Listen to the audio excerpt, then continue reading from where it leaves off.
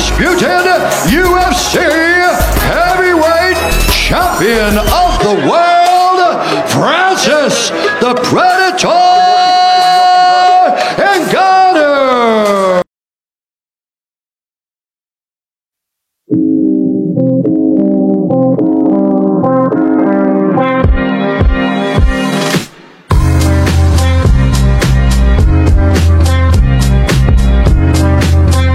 J'espère que vous allez bien. Là on va parler d'un grand combattant MMA. Si tu connais pas, c'est parce que tu vis dans une grotte. Il a marqué le mot l'UFC, il a marqué le monde de la MMA, et c'est un exemple de motivation pour nous tous, pour tous les Français de ce monde et pour tout le monde entier, j'ai envie de vous dire. Donc aujourd'hui nous allons parler de roulement de tambour. On va parler de Francis Ngannou. Ouais. The Predator Ngannou. Look at my boy. Francis Ngannou, tu connais, si tu connais pas, comme je te le dis, tu vis dans une grotte. Donc, Francis Ngannou, né précisément le 5 septembre 1986 à Bathie, au Cameroun, est un combattant professionnel de MMA, Mixed Martial Arts, ok, arts martiaux mixtes. Il est connu pour sa puissance de frappe phénoménale et sa capacité à finir ses adversaires avec des KO impressionnants. Paf! Pas mon gars, il met des coups, il te met par terre mon pote. Donc avant de devenir une star de MMA, Ngannou a eu une enfance difficile, né dans une famille pauvre, dans une région rurale, pour ceux qui savent pas, c'est une région composée, principalement c'est une région campagnarde, hein, en fait il a vécu dans une campagne tout simplement, éloigné de la ville, rural et urbain. Urbain c'est carrément composé d'immeubles, de logements, d'infrastructures où il y a des autoroutes, alors que là il est dans une situation où il y a la forêt, la campagne, la vergeture.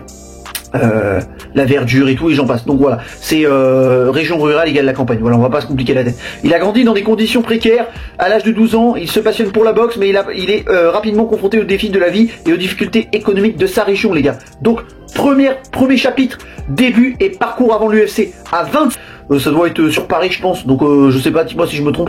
Il commence sa carrière en MMA en 2013. Ok, et s'impose rapidement comme un combattant redoutable. Redouté grâce à sa puissance de frappe. Qu'est-ce que je dis redoutable? Ouais, c'est pareil.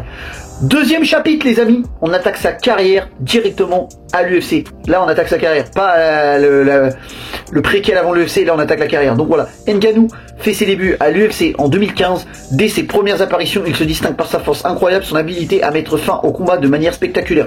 Son premier combat à l'UFC a lieu à Louis Henrique, qu'il remporte par soumission au deuxième round. Ok, donc troisième chapitre, les amis, l'ascension rapide au sommet. Il enchaîne ensuite plusieurs victoires par KO et sa réputation de frappeur de fer se solide en 2017 où il affronte Andrei Arlovski et le bat par KO au premier round. En 2017, il obtient également une victoire spectaculaire contre Alistair Overeem. Pour ceux qui ne le connaissent pas, Alistair Overeem, je crois qu'il a il a gagné beaucoup de combats, donc contre Brock Lesnar. J'en ai parlé dans mon ancienne vidéo avec la rivalité de Brock Lesnar et Frank Mir. Je crois que c'était un de ses derniers combats qu'il a fait, Brock Lesnar, je crois, si je dis pas de bêtises. Donc voilà, il le bat par KO, époustouflant, qu'il le propulse dans les premières places des classements des poids lourds. Et en plus, dans le contexte, Ngannou, il avait pas mal critiqué, il s'était foutu de la gueule de Alistair Overeem qui disait qu'en gros, il affrontait une chèvre, quoi. Il avait traité de chèvre et tout, donc ça a été long l'histoire. Ngannou connaît une montée en flèche au sein de l'UFC et se retrouve rapidement en tête de la division des poids lourds. En janvier 2018, il a l'opportunité de combattre pour le titre mondial. Ça y est, il a une prestation difficile et une défaite par décision unanime. Ngannou reste une menace à long terme dans la catégorie. Malheureusement, Ngannou n'a pas pu gagner le combat, mais il est resté fort parce qu'il a perdu par décision unanime. Mais c'est malgré une prestation difficile, ça a été vraiment serré le combat. Donc voilà, le renouveau et la conquête. Troisième chapitre, le renouveau et la conquête du titre de l'UFC. Après cette défaite contre Miocic, Ngannou prend un temps de réflexion et revient plus fort. Il entame une série de victoires impressionnantes, battant des combattants comme Curtis Blade par KO, Cain Velasquez. Et oui, il a combattu et Cain Velasquez et Alistair Overeem. Ils ont un point commun, comme je vous dis, ils ont affronté et ils ont battu Brock Lesnar. Est-ce que c'est une coïncidence? Est-ce qu'on aura ce combat? J'aimerais bien, mais bon, c'est mort. Ça y est, c'est mort. Brock Lesnar, je pense qu'il reviendra pas à l'UFC. Déjà qu'il revienne à la WWE, c'est déjà pas mal. D'ailleurs, si ça vous intéresse, je ferai peut-être une vidéo sur la carrière de Brock Lesnar à la WWE. Dites-le moi dans les commentaires si ça vous intéresse. Ces victoires montrent que son jeu de pied et sa technique se sont nettement améliorés tout en conservant son incroyable contre Stipe Miocic. Pour ceux qui se rappellent, Stipe Miocic, c'est celui où le combat, c'est son précédent combat, c'était ce combat-là, qui revient à ce combat-là. Ngannou surpasse son adversaire et là, à ce moment-là, il décroche sa victoire par KO au deuxième round. Enfin! Et là, devenant ainsi champion du monde poids lourd de l'UFC. Et oui, Region Winner, Francis Ngannou! Oui. Ce combat marque une transformation dans le style de Ngannou qui s'allie désormais à une technique affinée à sa puissance brute. Donc là on attaque la troisième partie, vie personnelle, ok. en dehors de l'UFC, bon, c'est pas compliqué, en dehors de l'octogone, Francis Ngannou est un modèle de persévérance, d'inspiration, notamment pour les jeunes combattants issus de ce milieu modeste. Il a ouvert un club de MMA, une Francis Ngannou Foundation, une organisation à but non lucratif. Qu'est-ce que je raconte? Club de MMA.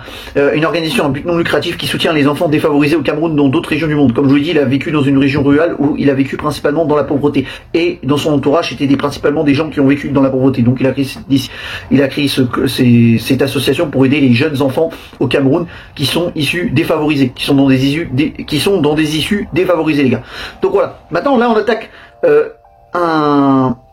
mais également travailler sur son grappling, ok, et son jeu au sol pour devenir un combattant plus complet. Il possède l'un des plus grands KO dans l'histoire de l'UFC, ce qui lui a permis d'attirer l'attention du monde entier. Ngannou est également reconnu pour son mental d'acier et sa capacité à surmonter l'adversité, ayant surmonté une enfance difficile, des épreuves personnelles pour se hisser au sommet du MMA. Et comme je vous le dis, dans la vie, rien n'est impossible. Donc voilà, ça c'est un exemple pour vous tous, les gars. Donc on va faire résumé de la carrière de l'UFC en gros. Début à l'UFC en 2015, statistiques du UFC, champion du monde poids lourd, victoire notable, KO contre Andrei Arlovetsky, Alistair Overeem, Cain Velasquez et Stipe Miocic. Ok, champion des poids lourds UFC mars 2021. Ok, point fort, puissance de frappe, amélioration de son jeu de pied et son grappling. Voilà.